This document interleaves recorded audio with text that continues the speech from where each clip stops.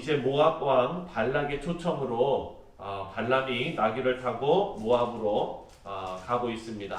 우리가 어제 묵상한 말씀의 마지막에 보면 지금 이 발락의 그 명령을 받은 장로들이 지금 발람을 찾아와서 데리고 가려고 하지 않습니까? 마지막에 발람이 멋있게 말하죠. 하나님께서 원치 않으시면 이 은금을 다 주어도 내가 안 가리라 했는데 그 은금이 너무나 컸어요. 그래서 돈의 유혹에 빠져서 뭐라고 말합니까? 그렇지만 오늘 밤 여기서 자고 가라. 그리고 어떻게 될지 한번 좀 보자. 이러면서 여지를 남기지 않았습니까? 그 다음에 하나님께서 발람에게 그냥 따라가라고 하셨어요. 그리고 나서 이제 오늘 아침에 짐 챙겨가지고 나귀 타고 가는 길입니다. 그런데 이 발람의 앞길을 여호와의 사자가 손에 칼을 들고 3번 막아섭니다. 발람이 하는 일은 신의 말씀을 듣는 일입니다. 예언가 아닙니까? 그것을 직업으로 하는 사람인데 아이러니하게도 발람은요 지금 칼을 든 여호와의 사자를 보지 못합니다. 그런데 그가 탄 짐승 나귀는 여호와의 사자를 봅니다. 이런 상황을 파악하지 못한 발람은 나귀를 재촉해가지고 채찍으로 때리면서 앞으로 가게 하지요. 결국 하나님께서 나귀에게 말하게 하십니다. 이런 과정을 보면서 지금까지 이 이야기 속의 발람은 하나님의 뜻을 모르는 답답한 인물로 나옵니다. 그리고 또 하나님의 뜻을 만약에 알았다면 자신의 뜻을 하나님의 뜻에 굽히지 않는 고집스러운 사람으로 보이는 것입니다. 그리고 어제 묵상한 말씀 중에 하나님께서 발람에게 모압 장로들 따라서 가라고 하셨는데 오늘 본문 22절을 보면 이렇게 나옵니다. 22절을 함께 또 읽겠습니다. 시작. 그가 감으로 말미암아 하나님이 진노하심으로 여호와의 사자가 그를 막으려고 서니라. 발람은 자기 나귀를 탔고 그의 2 종은 그와 함께 있더니 지금 여기 보니까 어제는 가라고 하셨다가 오늘은 그가 감으로 말미암아 하나님이 진노하셨다 이렇게 하셨어요. 하나님께서 이렇게 왔다 갔다 하실까? 도대체 하나님은 가기를 원하시는 것일까? 아니면 가지 말기를 원하시는 것일까? 궁금하게 만듭니다. 하지만 지혜 있는 성도들은 하나님께서 지금 이 길을 기뻐하지 않으신다라는 것을 알 수 있습니다.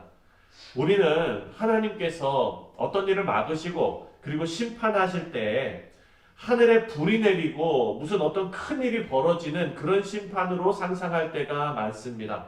하지만 많은 경우 발람의 케이스처럼 그냥 그 길을 가도록 내버려 두시는 방치하시는 일들을 보게 됩니다. 어제 말씀에서도 그를 따라 가라고 하신 것은 하나님의 분명한 뜻을 알면서도 그들을 자기 집에 들이고 그리고 여지를 남기는 발람의 욕심을 하나님께서 보셨고 그리고 그 탐욕에 진노하시는 하나님께서 탐욕을 따라 행하도록 그냥 내버려 두신 것입니다. 우리 사랑하는 성도님들, 우리 모두는 아무 일도 벌어지지 않는다고 이 일이 하나님께서 허락하신 일이다라고 착각해서는 안 됩니다.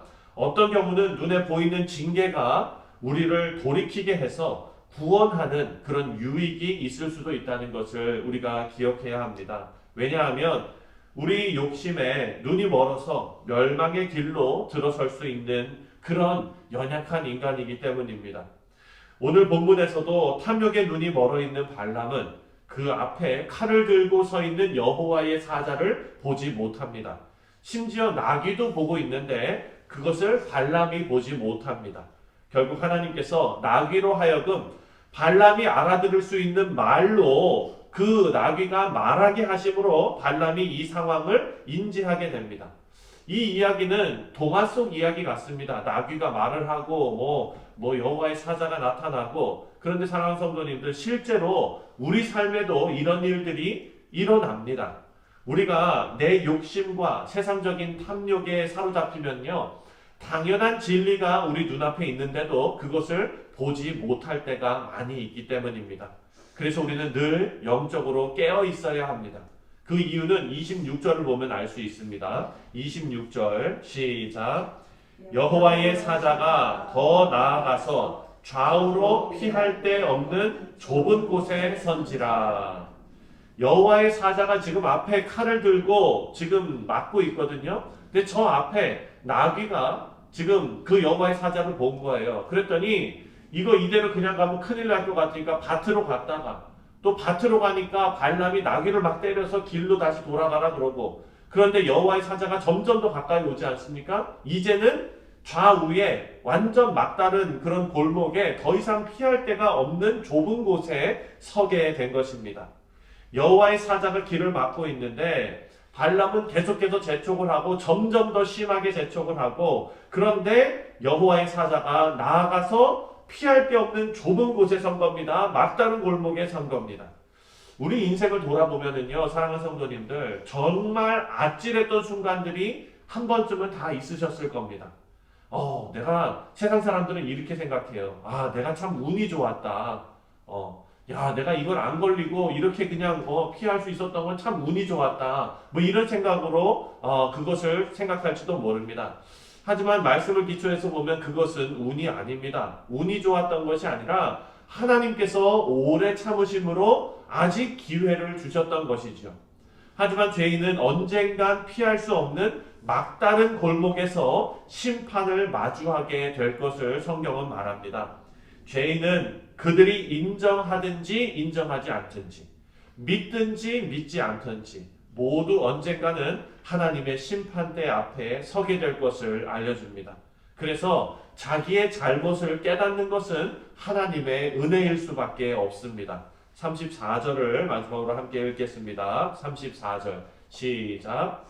발람이 여호와의 사자에게 말하되 내가 범죄하였나이다.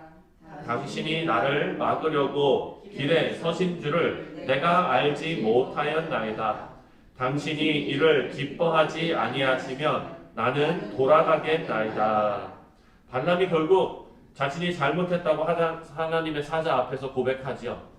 발람이 이렇게 자신의 죄를 고백할 수 있었던 것은 하나님의 은혜인데, 어떤 은혜가 있었느냐? 첫 번째로 나귀로 하여금 칼을 든 여호와의 사자를 피하게 하신 은혜가 있었지요. 두 번째로 나귀가 말을 해서 발람의 잘못을 책망하신 그런 은혜가 있었습니다. 또 마지막으로 발람의 눈을 들어서 칼을 든 하나님의 사자를 볼 수 있게 하셨기 때문에 지금 발람은 하나님 앞에 자신을 돌이킬 수 있는, 하나님 앞에 자백할 수 있는 그런 은혜가 있었던 것입니다. 다시 우리가 여기서 생각할 수 있는 것은, 우리가 회개할 수 있는 것도 하나님의 은혜다라는 사실입니다. 우리 사랑하는 성도님들, 오늘의 말씀을 통해서 혹시 지금 내가 발람처럼 깨닫지 못한 채 죄를 범하고 있지는 않은지 우리를 돌아볼 수 있는 하루가 되시기를 주님의 이름으로 축원드립니다.